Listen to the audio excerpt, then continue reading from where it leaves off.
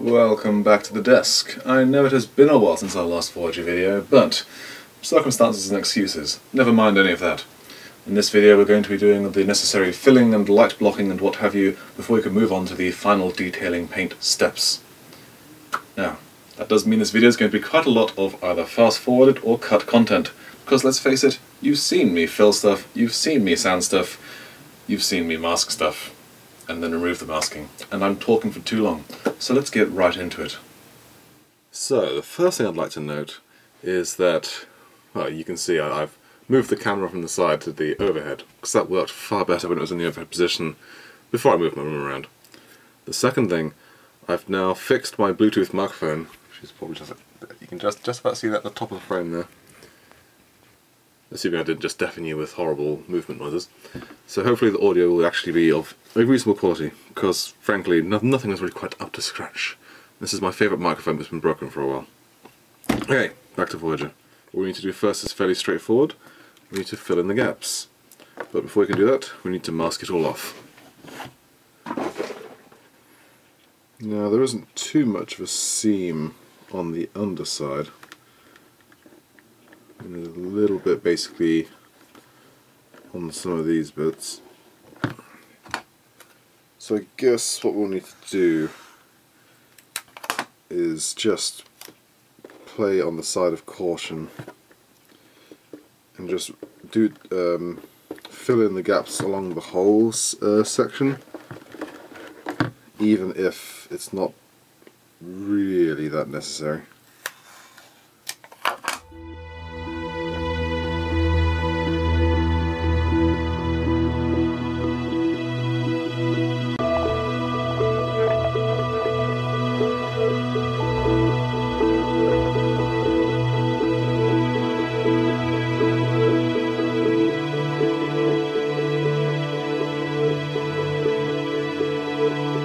Now here along the sides, pretty much what we've got are some, I won't even call them gaps, but some black lining along these indenty parts here. I'm not sure there's much we can do about those. We'll need to check to see if there's any light leaking around them. Alright, so we're looking for light leaks. And yes, it leaks light all around those little cracky bits. So those will need filling. So that'll need to be a very delicate, very precise job. Otherwise we're going to lose a lot of the detail that's on those components. And then on the, just be some filling down here. And just on the very edges of the connection.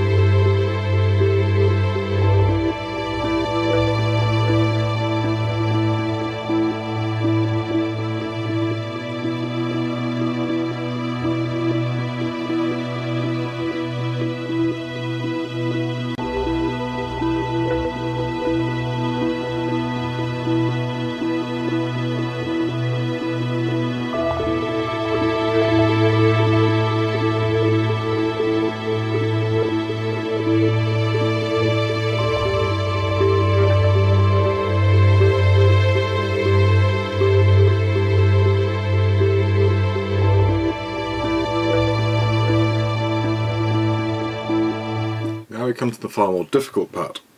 We need to do some filling in around this top area. There's also a little corner on the deflector dish that needs filling as well. But the main concern is, because it's such a tight lip, I'm not sure how I'm going to be able to get the filler in there without just like spreading it everywhere. So what I'm going to do is I'm going to peel back this masking to create a fork, and then I'm just going to put masking all across this lower hull section so that I can really get in there with the spatula without worrying about smearing the hull with filler.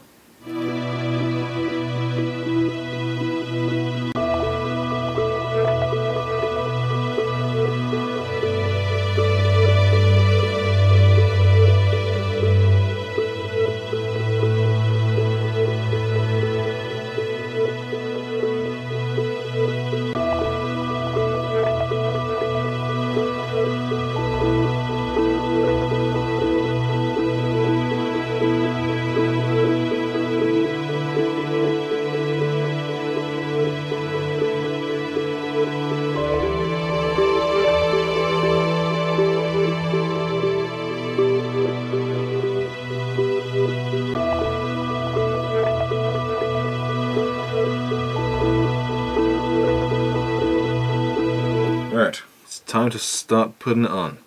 Now, because these cracks are so small, I don't want to like lather it on. I want to make sure I get a reasonable amount on without completely, bulking it out. Especially in these areas where it's going to be next to impossible to sand it. I mean, I may have to get a sanding stick or something to really get in there. But I'll just try and reduce the amount of work I need to do in the first place, huh?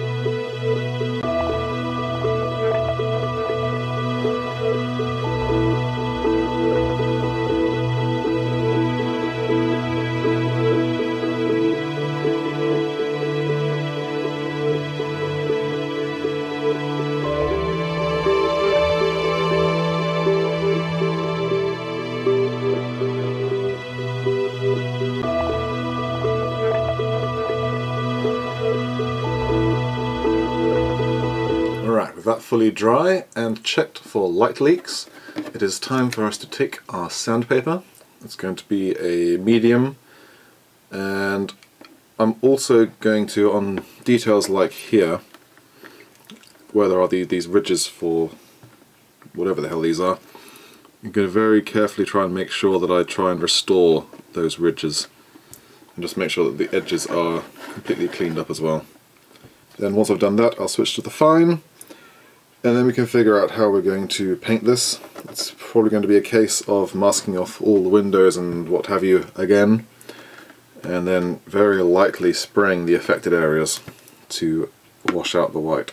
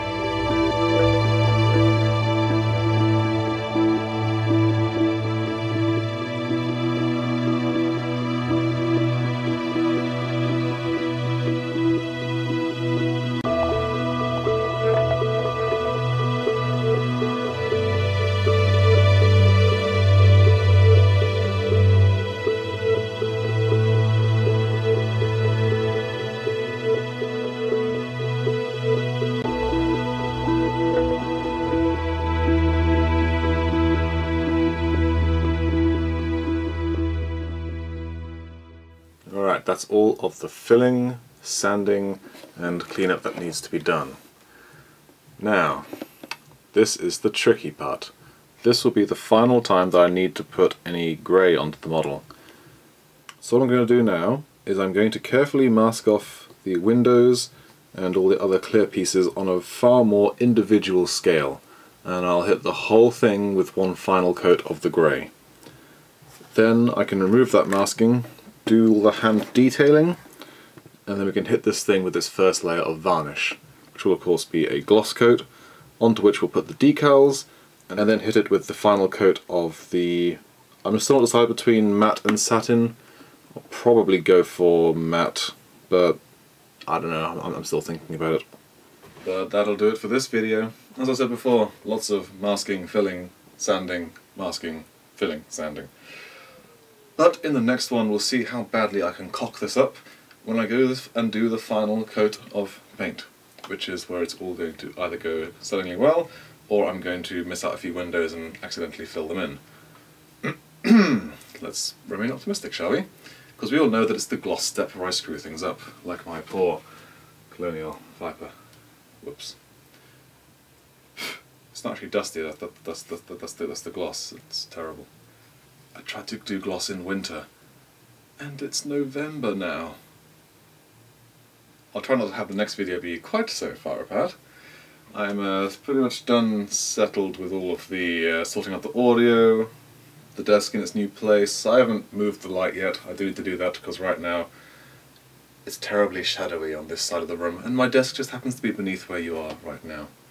But until then, I'm Raven. Excuses, excuses, reasons, and excuses.